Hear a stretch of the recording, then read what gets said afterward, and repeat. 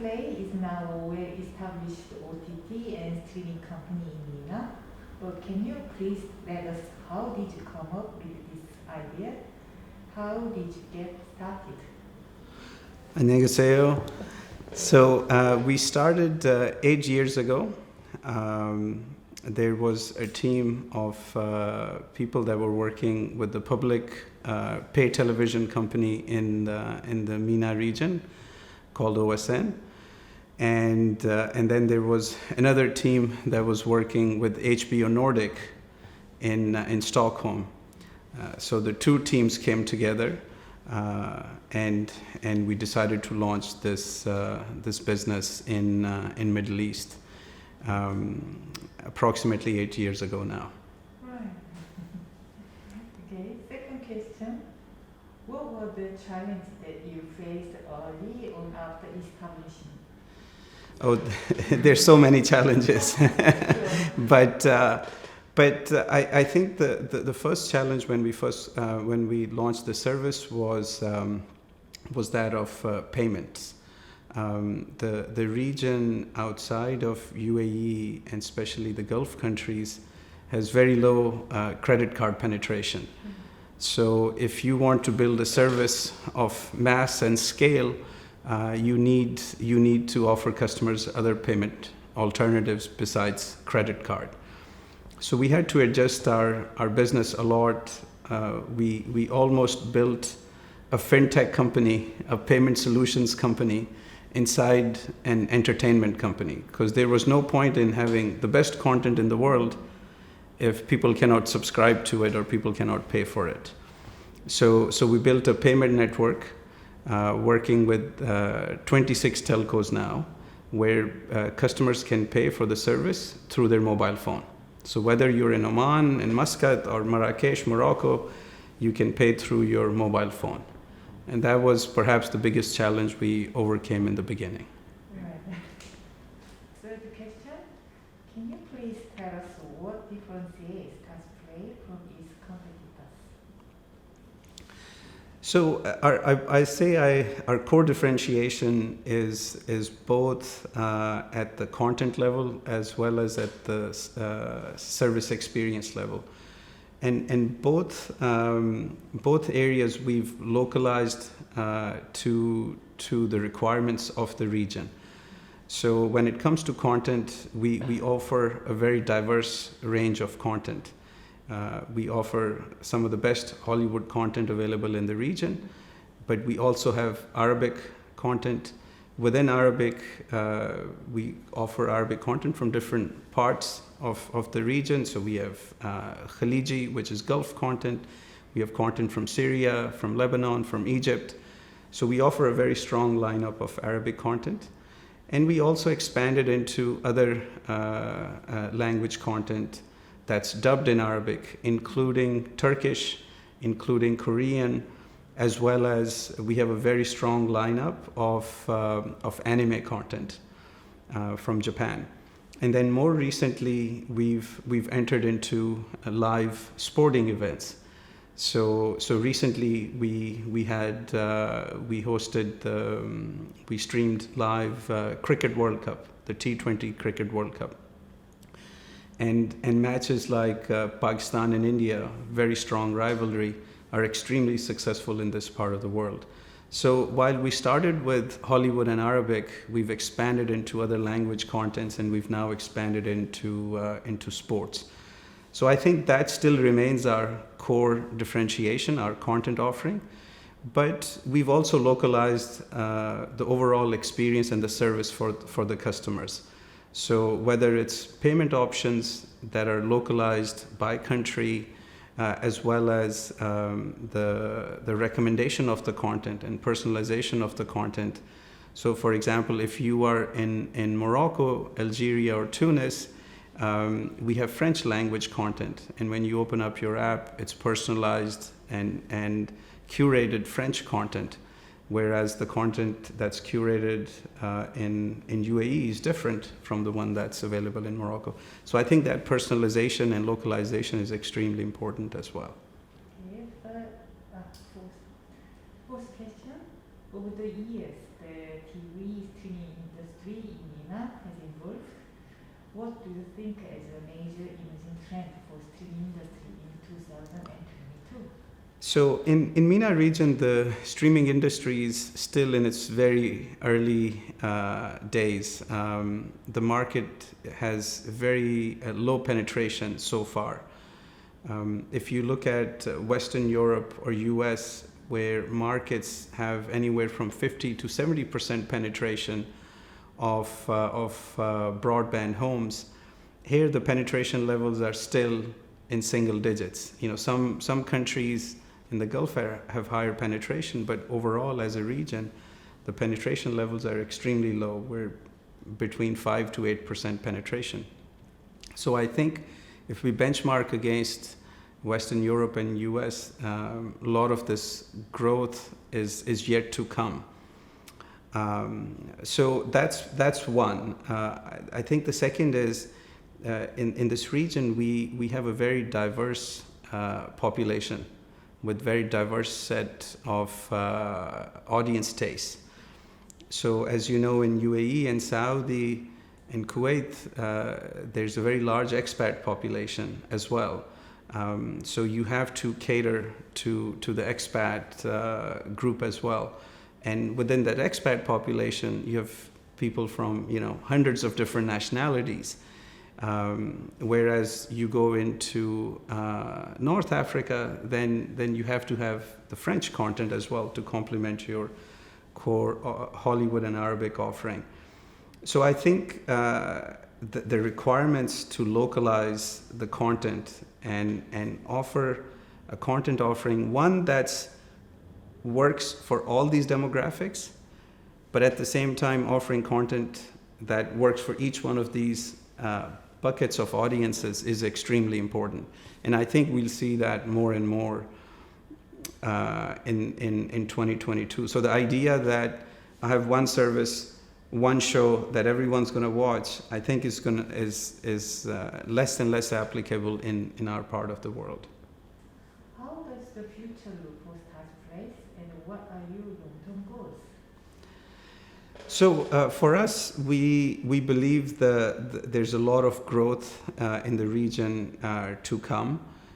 We remain very focused on the MENA region. And for us, in the next 2 years, we are very focused on Arabic content. We believe the audience, the 18 to 35-year-old age group is underserved when it comes to Arabic content in the region. And we are producing our own original shows to cater to those customer needs. We also believe very strongly in bringing in content from other parts of the world, but localizing it with Arabic language, at the same time bringing in shows and content where the stories are relevant and to this part of the world, where families and young people from this part of the world can connect to those shows. They could be from Korea, they could be from Turkey, they could be from Sweden. But the stories need to be such that they can relate to them. People from this part of the world can relate to them. So that's what we are focused more and more now. As a regional streaming company CEO, what do you think about the Korean content and the fact that it's gained global recognition? So we strongly believe in Korean content, no doubt. I mean, and recent success of Korean content, both in the movie industry with success of Parasite, as well as recent success on Netflix of some of Korean shows, and we see that how Netflix now has a permanent lineup of Korean shows that they are producing themselves in Korea.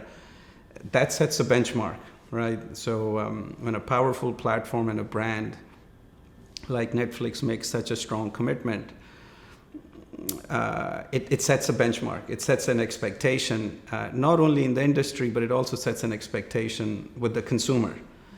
And so I think the journey that the Korean industry has taken, you know, the big studios like KBS or Arirang over the last 20 years, as well as the smaller independent studios, it's a very amazing journey over the last 20 years. And yes, it's become a global phenomenon. And I think a regional player like us is taking that very seriously. And that's why we have been carrying Korean content. We have carried Korean soaps, both family dramas as well as historical period dramas. We've carried Korean animated content as well, but now we are becoming, more aggressive with it, and our focus is to bring perhaps short form content from Korea, again targeting the younger audience, the 17 to 35-year-old audience, and stories about the youth from Korea and bringing them here. Do you think in near future, Stars Play could have some Korean content within its content offering? And what do you think Korean content companies need to do to penetrate in MENA market more effectively? So we already carry Korean content, both scripted dramas as well as animated shows.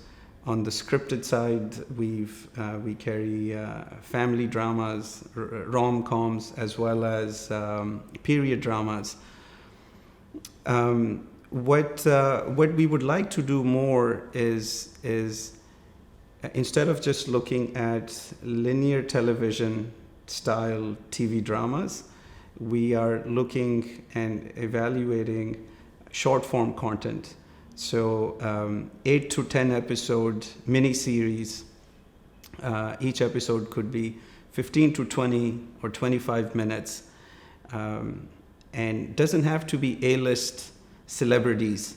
We're looking at younger talent, so they don't have to be the most expensive, the biggest names, but younger talent.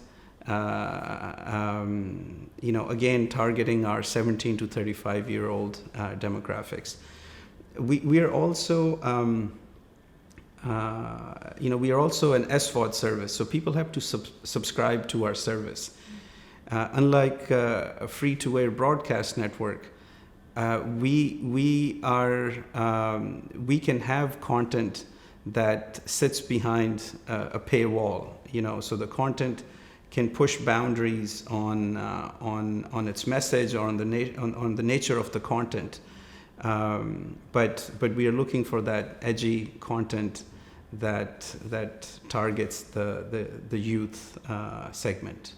Based on your experience, what are the biggest advantage and disadvantage of Korean content streaming in the MENA? Sure. So different estimates in the industry, but one of the most recent estimates from Omidyar Informa Research, which is one of the most respected research companies for our industry, we are tied at number one spot with Shahid in terms of subscriber market share. In terms of revenue, Netflix has a bigger market share. According to this last report, we are tied with Shahid, which is NBC's streaming service. So we believe that distribution and reach of our subscribers is perhaps our biggest asset. We've partnered with 26 telcos in the region, so customers can pay for the service through them. We also rely on our telco partners to promote and market the service as well. So this helps us build awareness of a certain show or certain new movie that's coming to the service very quickly. So that distribution network and the 2 million customers that we have in the region is perhaps our biggest strength. In terms of the weakness, we don't have the brand that Netflix has globally, right? So we don't have that reach.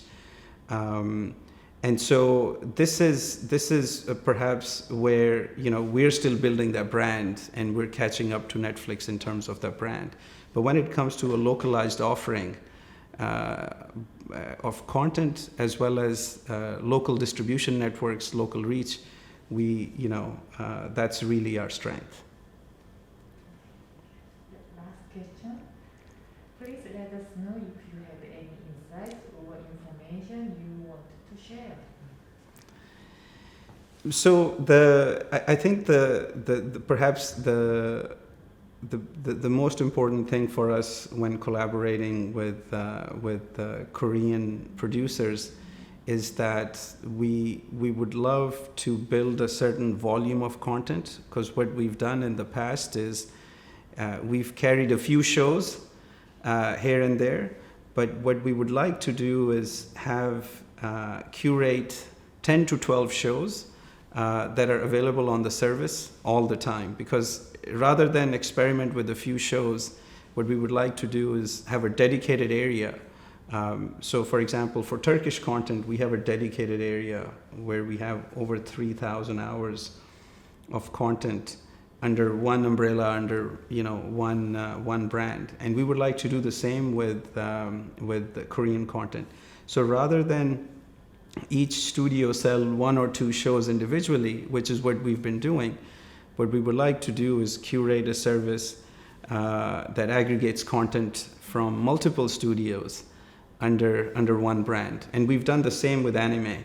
So if you look at our anime collection, today we have Attack on Titan, we have Demon Slayer, we have Naruto, we have Boruto, and we've acquired those from multiple studios, but then we've curated that service under one brand. And we'd like to do the same with Korean content. And if there's a way to make that easier for someone like us, that would be a huge value add, because then we don't have to deal with multiple studios. That's it.